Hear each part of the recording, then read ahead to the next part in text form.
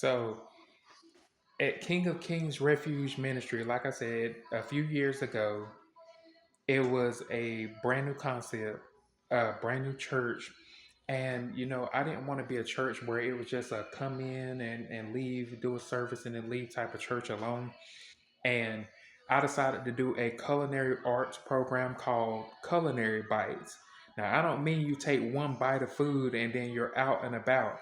I mean like larger meal sizes, but I wanted it to be a program that could professionally be used on campus, such as Campbell University, Divinity, a regular educational facility campus where we could put our food to the test.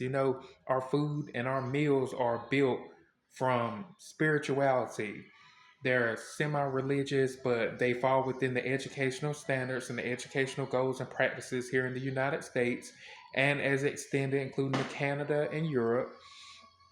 And I just kind of wanted to build my program out. I wanted to experience what's available in the church, what type of culinary art skills that some of the church members have, what kind of culinary art skill that we could source from other places. And the inspiration behind it, comes from music, it comes from soul, it comes from rhythm, it comes from gospel.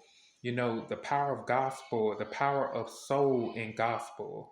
I wanted to give a project that could consistently be updated, modernized, and that we could create our own music. We could create our own sound behind it. And the actual food itself, I wanted the food to almost melt in your mouth every time you eat it, whether it's chicken fried noodles, whether it's Japanese sushi, whether it's steak or ribs, or whether it is oxtails and rice. I wanted the chefs and the culinary team that I put together to cook from soul, cook from the heart. I wanted them to take scripture and think scripture. I want them to think gospel when they're cooking. I want them to think about themselves, and I want them to think about life in themselves. How God has brought life to so many people and God has uplifted so many people. But at the same time, I didn't want my food to become commercialized. I wanted us to be able to put food out there, to do catering, to send out catering in the community, and to be able to take different contracts and projects in the church through Culinary Bites. Culinary Bites for me, it says a lot because I have grown up watching some of the best people cook, whether it's fried catfish, whether it's fried shrimp, whether it's opening up the grill and throwing a rack of ribs up there, or smoking some pork chops, or you know, just the ethnic flavors, just the cultural flavors, the cultural attitude behind cooking with soul, cooking with grace, cooking with rhythm.